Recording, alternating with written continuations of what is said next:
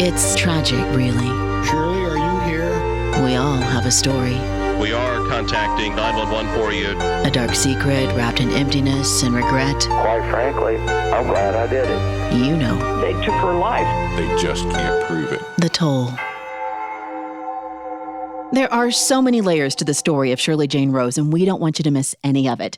The story keeps unfolding. So here's an additional look at The Toll. While creating The Toll Season 1, The Path Back Home, I jumped down a rabbit hole that included a ghost story. A ghost story that involved a little girl who was abducted and murdered in Springfield, Missouri in 1975. Her killer has never been caught. I had a little reservation going down this avenue, but not much, really, to be completely honest. My biggest fear was coming off disrespectful. And I didn't want this portion of the story to take away from the fact that this bubbly 9-year-old lost her life, and no one has ever been held accountable for it. Those two things were very important to me. But in the course of telling Shirley Jane's story, these things did happen, and I couldn't simply ignore that. And then there was the video. But this part of the story came with a big pushback from The Toll's executive producer, Jane Lashley, as you heard in Season 1, The Path Back Home. Kristi, Shirley Jane's cousin, wanted to go visit the house, go inside for a tour. Jennifer, with DeLong Plumbing, the business that is now in that house, said yes without hesitation.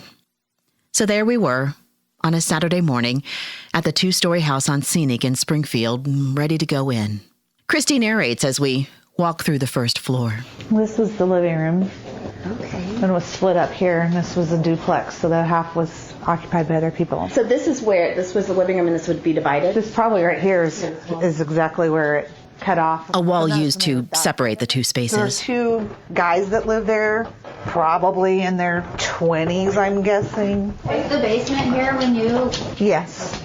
But we never went in it. And so this was the kitchen. It seemed bigger when I was little. Yeah, they put in like new windows and stuff around here.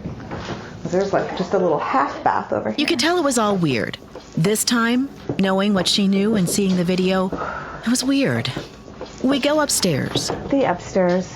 I remember there was a giant hole in this wall. Just in the plaster. It wasn't a well taken care of place. Kristi tries laying it all out in her mind. And this is where Joyce's room was. My oldest cousin. I remember my cousin Joyce's bed being by this window. There was a stained glass window. I don't remember why they took it out. While some things look different, there are some things that stick out and bring back instant memories. Yep. And there's the bathtub where we took the Itchy Dove bath. Joyce would give us bubble baths and dishwashing liquid soap. They would call it Itchy Dove because it would Make you itch? Yeah, because it would dry your skin out. We get back down to the first floor and I ask the big question. A reminder to you that Kristi and I have been friends for over 2 decades. So I have a question about like ghosts in general. I know you believe in ghosts. Like on what degree, what spectrum do you believe in ghosts? I believe that energy has a way of staying around and that there's far too many things that we can't explain and don't know to rule out the possibility. Does it bother me to think that Shirley's ghost could be here? Yes, because growing up in a church environment, you either go to heaven or you go to hell. And if she is here, then she didn't go. So that troubles me sometimes. But then I thought, well, your soul goes to heaven. Is your soul and your spirit the same thing? Is just because some imprint of your energy has stayed around, does that mean that your soul didn't go where it needed to go? Yeah, I don't know. I hope not. I would hate to think that she didn't make it into heaven and that she was stuck here, or however that works. Kristi knew about the video, but had not viewed it until The Toll, Season 1, The Path Back Home came out, just like everyone else. I asked her what she saw. Kristi, Jennifer with the plumbing business now in that house, and I'll talk about it. I saw a little girl in the jumper with the Peter Pan collar and the dark hair, just like what I was expecting to see because the podcast told me that, they had this video. So, but yeah, I saw it. But, I showed Brent and he was like, oh, I don't really see anything. And I was like, it's right there. I think it was pretty apparent and obvious. It didn't seem, just a shadow type of thing. I mean, to me, it seems like really obvious. It does me too, but I was meeting with a county clerk and she's like, I just see a green blob. And I'm like, really? Isn't that weird? Is this the whole what color is the dress thing? Yes. I mean, is it see what we want to see maybe? I don't know. I guess The second time you showed it to me, I'm like, no, it's very clear to me. Well, and I had shown it to my husband, and I talked about it all the time, and he's like, no, ghost, no, there's no such thing. And then he saw the video, and he's like, I'm never going back in there. And I was like, it's not like it's me. I mean, it's not any big deal, but yeah, he definitely believes. Jennifer says being in the house with what she believes is Shirley Jane's spirit. This podcast hit her hard. I started listening to the podcast, and I had to listen to episode 1, and then I had to wait a few days. I was like, I can't listen to this right, because it made it so real. For a long time, it was just a little possible ghost on a video that, is it something you believe in or something? I don't know. But it made it be, if it really is her, it made it be a real person. And it made it really, it was tough. It was tough to listen to. When I was in 8th grade, I was friends with a girl who disappeared. She lived down the street from me, and her friend's dad had murdered her. And I remember her parents coming to our house, have you seen Michelle? Have you seen Michelle? And we're like, no. Her babysitter was my best friend's mom. We kind of picked on her. She was younger, and then when she went missing, then it was tough. And I was like, oh my gosh, I was mean to this girl. I should have been nicer to her. And she suffered this horrible fate. Whoa, we were just chatting. I didn't expect that. The girl Jennifer is referring to is Michelle Winter. I'd not heard of this case. Easy to find, though. DOC ID 990132. Timothy Cheney. 1995, so 3 years before I started my reporting career at KTTS. Michelle was 3 weeks away from turning 13. Her 13-year-old friend Stephanie called her on a Saturday morning to ask if she wanted to hang out. It was April 8th, 1995. The girls walked to the library, Burger King, and then into a gas station for candy and sodas. That's where they ran into Michelle's mom. Later in the day, Stephanie's stepdad, Timothy Cheney, went into Stephanie's bedroom to say he was going to wash his van. At 4:50 that day, the girls walked in opposite directions. Michelle, spotted by neighbors at 5, headed home. But she didn't show. Stephanie's mom called police after driving around looking for her. Timothy Cheney shows up after 9 that night, jumps into his wife's car, and heads over to Michelle's house to help her mom in the search. Police were quickly suspicious of Cheney, tearing up, voice cracking during questioning. Told a story of the car wash being full, going fishing instead, drinking beer, and falling asleep. 6 days later, a water patrol officer found Michelle's body covered by leaves on some land Cheney was familiar with. He had an optical business in a nearby town. Michelle had been beaten and stabbed. I read where tests showed she had not been sexually assaulted. Hairs, paint samples, metal shavings, and likely the murder weapon were found and used as evidence in his conviction. Years later, he fights for more advanced DNA testing. Timothy Cheney's sentence was death, then changed to life without parole. So back to the house. Kristi decides it's time. Are we going to go down to the basement thing? Or You want to? We can do that.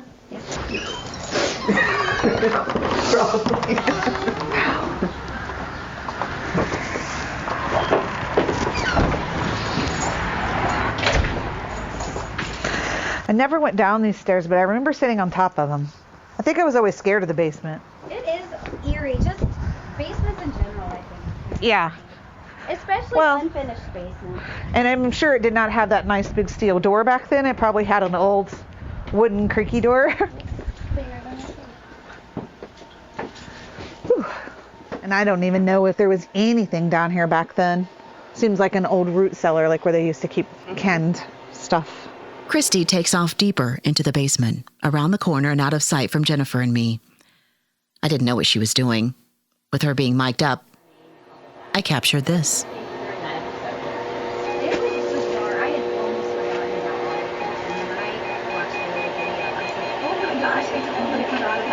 Are you here?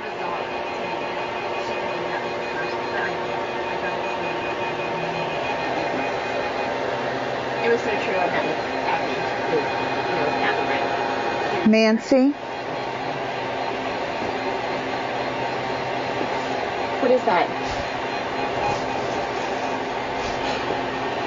What is that?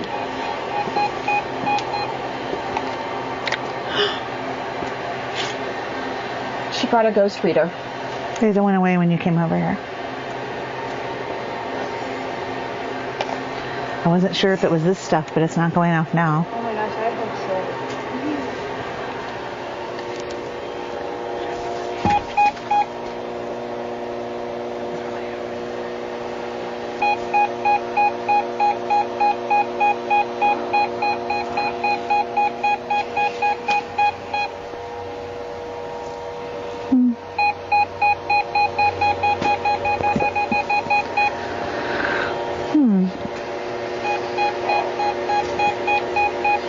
About it.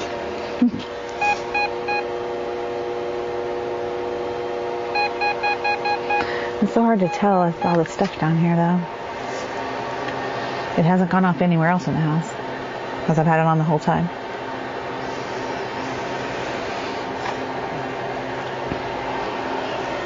And if it was this stuff causing it, it seems like it would still go off while I'm standing by it.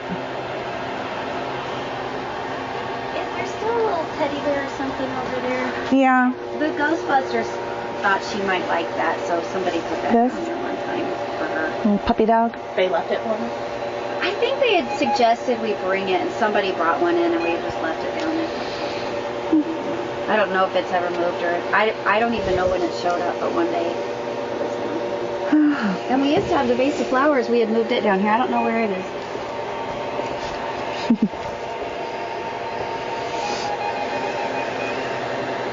Do you feel her?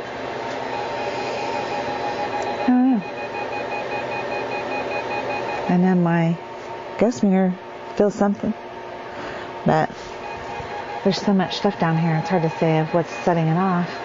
But it keeps going off in different spots, which I think is weird. Can you show that to me?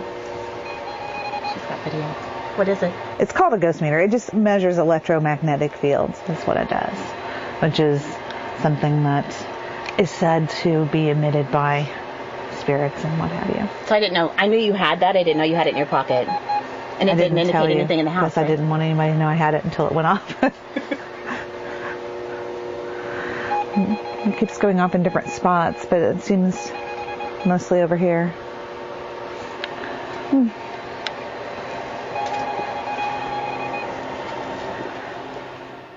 I don't know.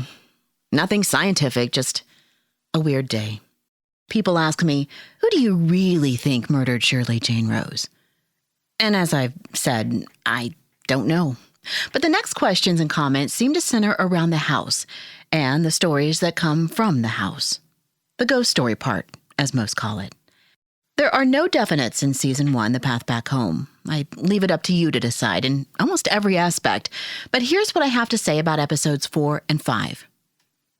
If you leave this series thinking it's just a ghost story, then you've missed the point. It's truly about the toll.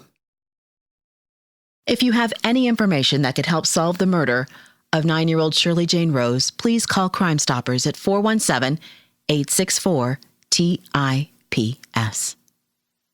You can remain anonymous.